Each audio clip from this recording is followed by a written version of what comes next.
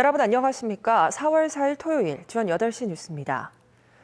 도내 코로나19 확진자가 오늘 하루 3명이 추가되면서 누적 확진자는 모두 45명으로 늘었습니다. 강원도는 오늘 철원군 김하읍에 사는 70대 남성에 대한 검체 검사 결과 코로나19 양성 판정이 나왔다고 밝혔습니다.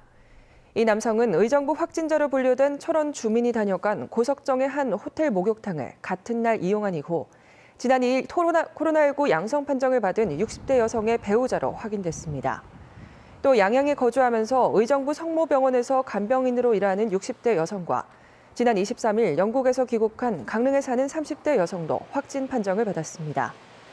한편 평창의 한 호텔에 격리된 이탈리아 교민들 가운데 6명이 양성 판정을 받아 강원대병원과 원주의료원에 이송 조치됐지만 신고지 기준에 따라 강원도 확진자로 분류되지 않았습니다. 전국적으로 자가격리 지침을 어기는 사례가 잇따르고 있는 가운데 춘천시가 자가격리자에 대한 관리를 강화합니다. 춘천시는 오늘 춘천경찰서와 함께 코로나19 확진자와 접촉했거나 외국 방문 이력 등으로 자가격리 조치 중인 사람들을 불시 점검했다고 밝혔습니다. 춘천시와 경찰은 한층 강화된 감염병 예방과 관리에 관한 법률에 따라 앞으로 자가격리 명령을 위반할 경우 형사 고발 조치 등 강력히 대처할 방침입니다.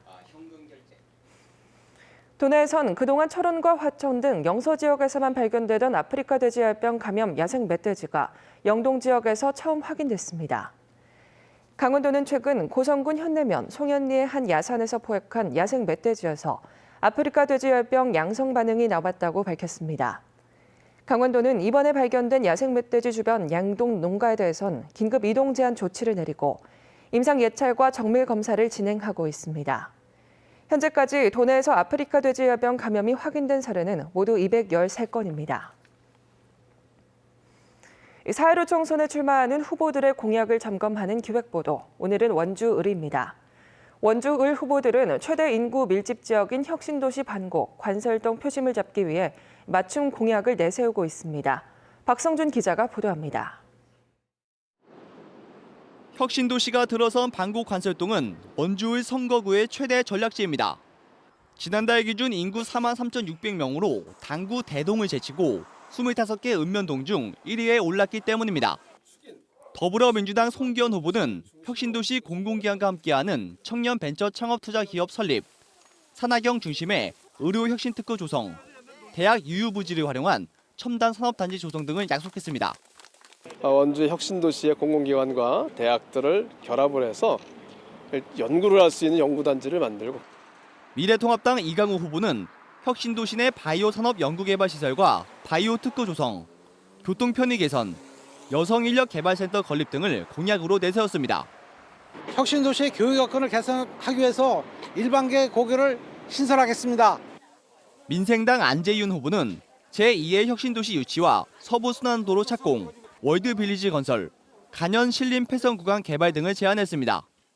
제2의 혁신도시를 기업 혁신도시 주변으로 유치해서 지금 공동화되어 있는 혁신도시를 살리겠다는 공약을 했습니다. 민중당 이승재 후보는 혁신도시 특별법을 통한 지역인재 채용률 30% 할당제 도입, 공공기관 구내식당 월 2회 의무휴일제 등을 약속했습니다. 우리 사회의 심각한 불평등을 해소하기 위해서 완전한 토지 공개념을 법제화하는 것입니다. 우리공화당 현지섭 후보는 금대리 댐과 관광벨트 건설을 제안했고 국가혁명배당금당 정성호 후보는 긴급 생계비 1억 원 등 대규모 현금 지원과 수능시험 폐지 등을 공약으로 제시했습니다. 지원 뉴스 박성준입니다. 4.15 총선과 함께 고성군과 횡성군에는 자치단체장 재선거가 치러집니다. 고성군은 이경일 전 군수의 중도 하차로 앞으로 2년의 임기가 남았는데요. 이번 선거에서 후보들은 고성군 제1산업인 관광업 활성화 공약을 최우선 과제로 앞세웠습니다. 원석진 기자가 보도합니다. 최북단 관광도시 고성군의 최대 현안은 통일관광지 개발입니다. 냉각된 남북관계와 코로나19 사태로 관광업 전반이 위축된 상황이지만 그렇다고 주된 먹거리인 관광업을 놓을 순 없기 때문입니다.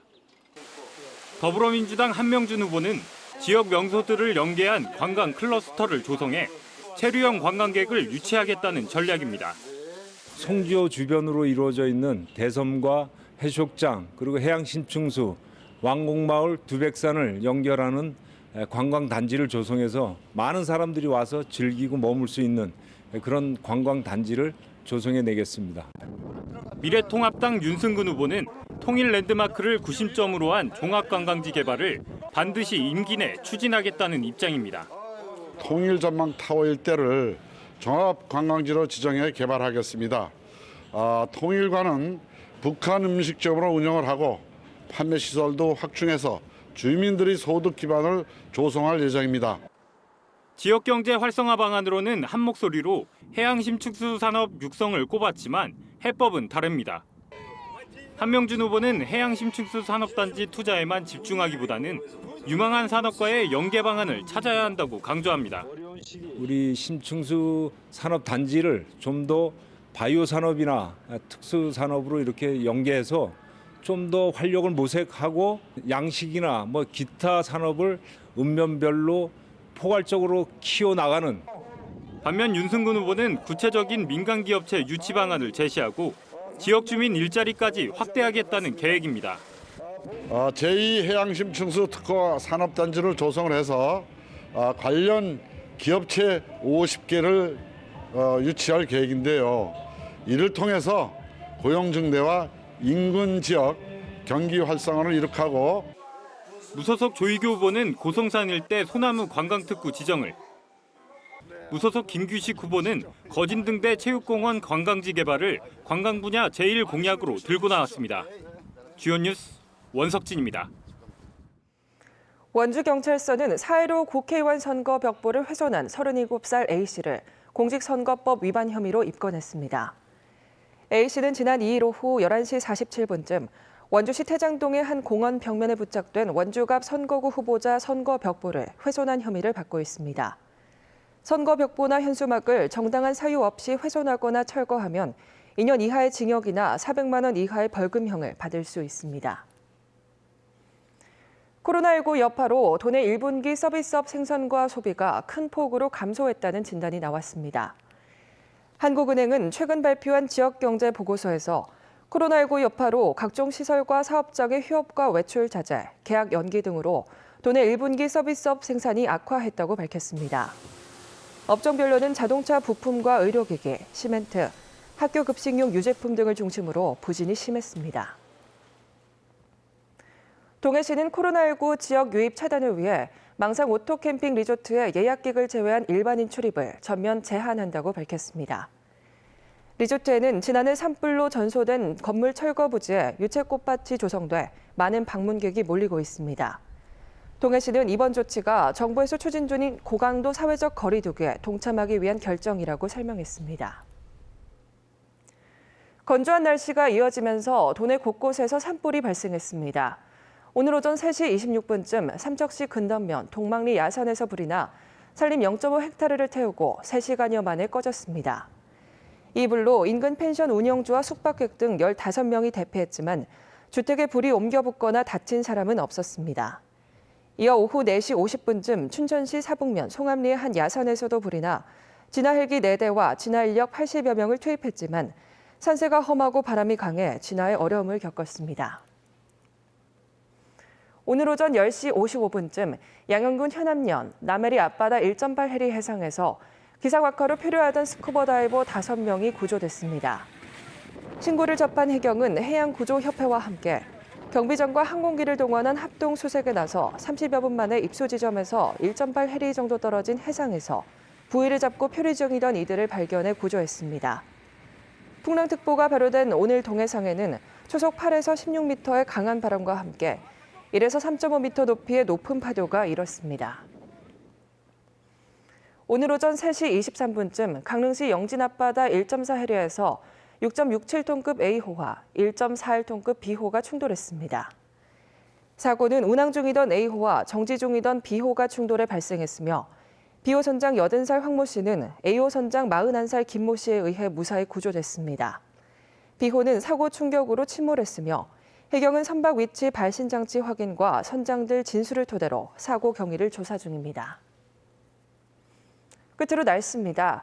내일 강원 지역은 대체로 맑은 날씨를 보이겠습니다. 아침 최저 기온은 영하 8도, 낮 최고 기온은 17도로 아침과 저녁 일교차가 크겠습니다. 강원지방기상청은 도전역에 건조특보가 발효 중인 가운데 곳에 따라 바람까지 강하게 불고 있다며 산불 예방에 각별한 주의를 당부했습니다.